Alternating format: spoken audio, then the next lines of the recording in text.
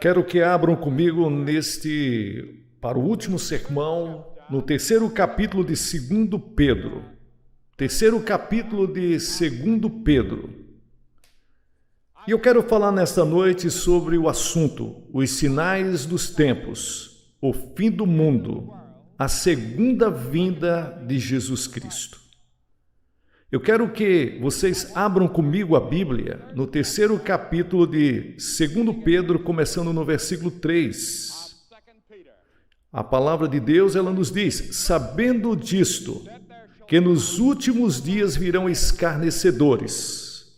Agora, observe esta expressão, nos últimos dias. Você a encontrará muitas vezes na Bíblia. A Bíblia diz que vai haver um ponto na história que será conhecido como os últimos dias. Muitas pessoas pensam que nós estamos vivendo este tempo agora. Ninguém sabe. A Bíblia nos adverte contra especulações quanto a tempo, estações e datas, mas há um período de tempo conhecido na Bíblia que se chama os últimos dias. Outra palavra que aparece é escarnecedores. Eles vão surgir nos últimos dias. Sim, pessoas cínicas que dizem que Deus está morto. Fizemos uma viagem ao espaço e não encontramos Deus e nem anjos enquanto estávamos lá em cima. E haverá outros escarnecedores. Eles vão zombar de uma ideia de um futuro julgamento, zombam da ideia de que Jesus Cristo está voltando a esta terra. Eles vão rir da ideia. E a próxima frase diz: andando segundo suas próprias concupiscências. Eles não querem que Jesus Cristo volte, eles não querem que Cristo venha. E a Bíblia diz que não querem que Jesus interfira no seu modo de vida, porque eles estão amando os seus pecados, a sua luxúria. Eles amam tudo isso, eles não querem que Cristo venha. Eles não podem aceitar a ideia que Deus é um Deus de juízo. Agora, nós sabemos que Deus é um Deus de amor, mas também sabemos que Deus é um Deus de misericórdia, mas Deus também é um Deus de ira. Não uma ira emocional, como você e eu temos. Trata-se de uma ira divina contra o mal. A justa indignação que Jesus teve quando ele entrou no templo e se dirigiu aos cambistas, a santa indignação quando ele atacou os fariseus e os chamou de todos os tipos de nomes no capítulo 23 de Mateus. Mas principalmente ele os acusou de hipócritas, escarnecedores, andando segundo suas próprias paixões. Então a Escritura diz: por isso, eles ignoram voluntariamente que pela palavra de Deus os céus foram entesourados para o fogo e essa terra também, estando reservados para o dia do juízo, a destruição dos homens ímpios. Mas, amados, não sejais ignorantes quanto a isso. Muitas pessoas estão sendo ignorantes, porque a Bíblia diz que foi pela mesma palavra que tudo isso está sendo guardado para o fogo, e eu repito mais uma vez, para o dia do julgamento e a perdição desses homens que levam a palavra de Deus de qualquer jeito. Então não ignoreis uma coisa, que um dia para o Senhor é como 1000 anos, e 1000 anos é como um dia. E o Senhor não retarda a sua promessa como alguns a têm por tardia, não. Pelo contrário, ele não quer que ninguém se perca. Ele deseja que todos cheguem ao pleno conhecimento da verdade e sejam salvos. Sim, o dia do Senhor virá como um ladrão na noite, no qual os céus passarão com um grande estrondo e os elementos vão se derreter com um calor ardente e a terra também. E as obras que nela existem serão queimadas. Agora, nesta passagem da Escritura, o apóstolo Pedro, sob inspiração do Espírito Santo, está marcando algo que é ensinado do Gênesis à Revelação, que um dia de julgamento virá, que o mundo terá que se apresentar algum dia durante o tribunal de Cristo. Você estará lá como pessoa, os Estados Unidos estará lá como nação, nós lá estaremos como sociedade para prestar contas da nossa mordomia aqui. A Bíblia, ela ensina que no final dos tempos, enquanto nos movemos em direção ao fim, será um tempo muito perigoso de destruição, ilegibilidade, imoralidade, ilegalidade tão grande que Deus terá que intervir e parar com toda esta situação para nos livrar de um genocídio total. Agora, ouça o que Jesus Cristo disse, ouça o que a Escritura diz, pois haverá então grande aflição, Mateus capítulo 24, uma grande tribulação, como nunca houve desde o início do mundo até agora. Nem tampouco há de haver, se aqueles dias não fossem abreviados, nenhuma carne se salvaria.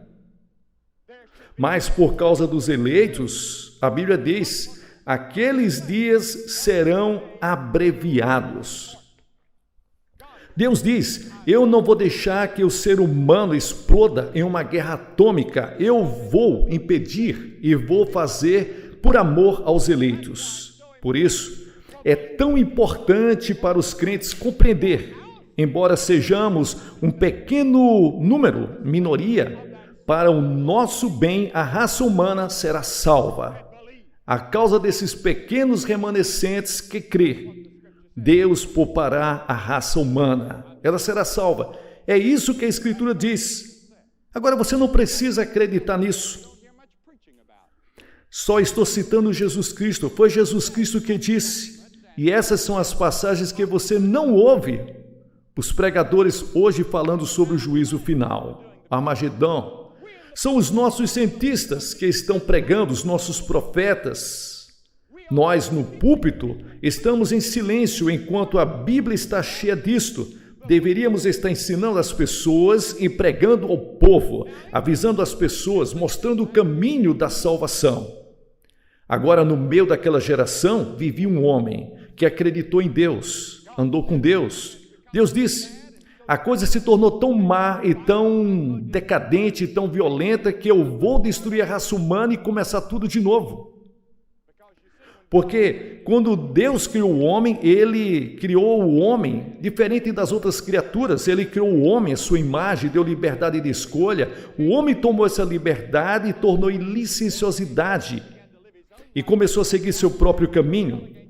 Rebelou-se contra Deus, começou a viver sua própria vida. E Deus disse, se você se rebelar contra mim, morrerá. O homem tem experimentado desde então o sofrimento e a morte. Aos homens está ordenado morrer uma única vez e depois disso o juízo.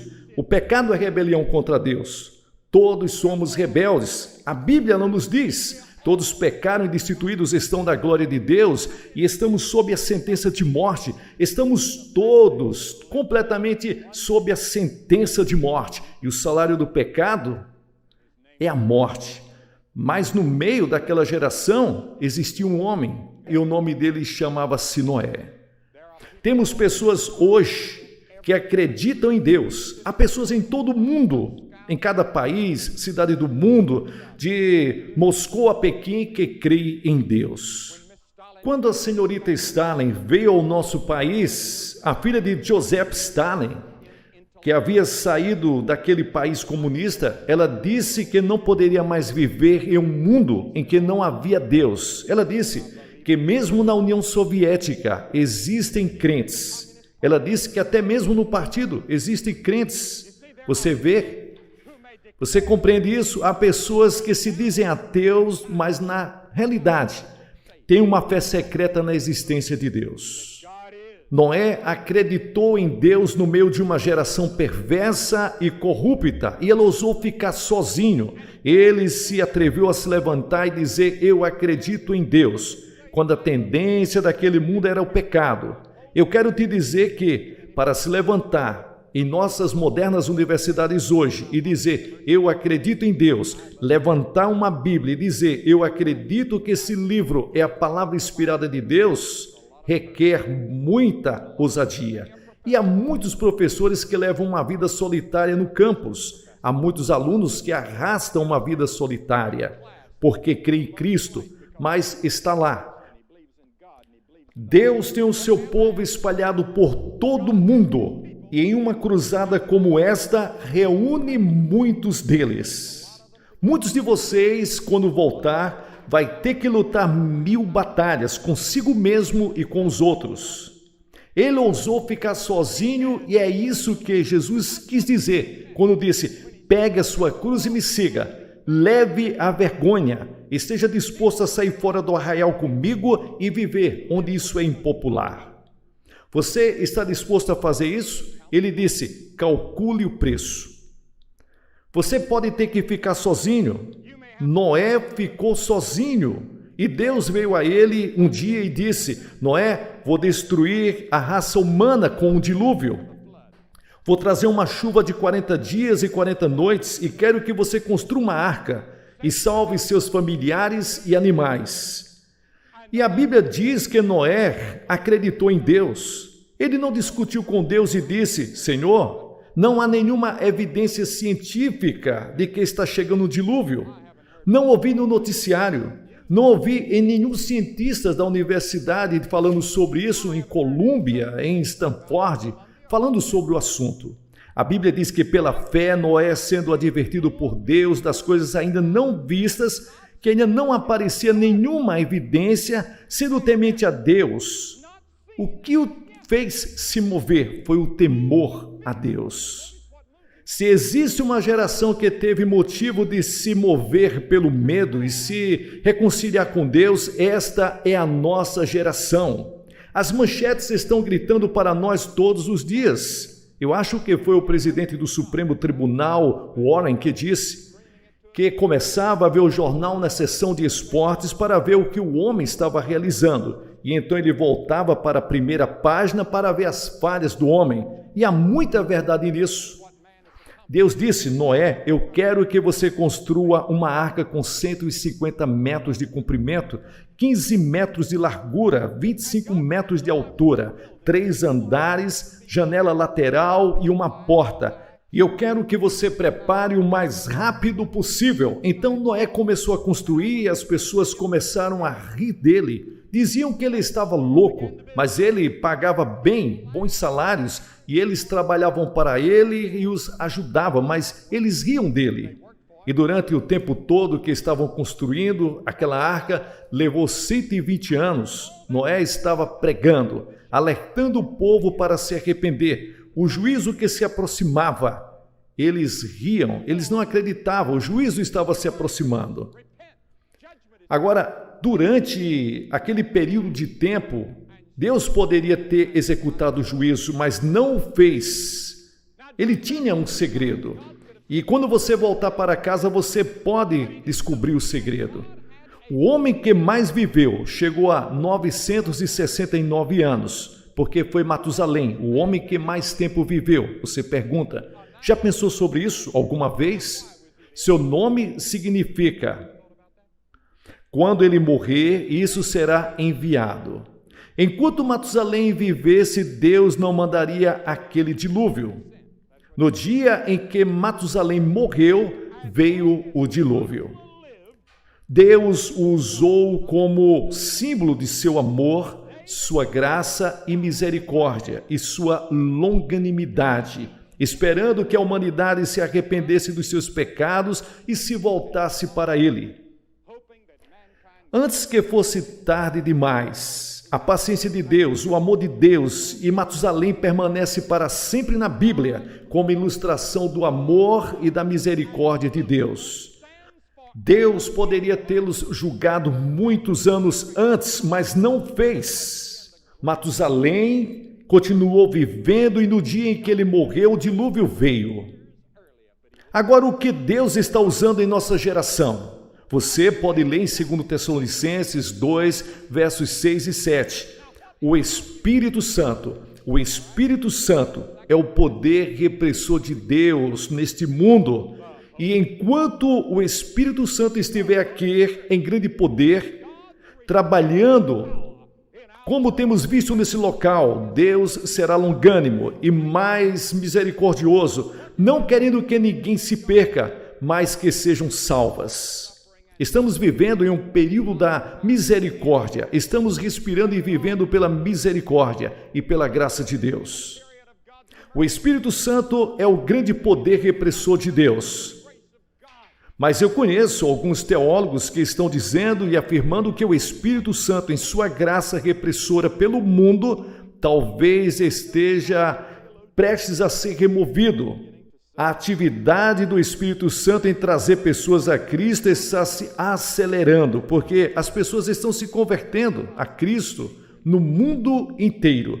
A Bíblia diz que à medida que avançamos em direção ao fim da história, a pregação do Evangelho será intensificada e o Evangelho será ouvido em todo o mundo. Agora, pela primeira vez, se ouve pelo rádio, pela televisão, pela página impressa. O Espírito Santo é o poder repressor de Deus. E no momento em que o Espírito Santo for removido, esta terra vai se transformar em um quase inferno.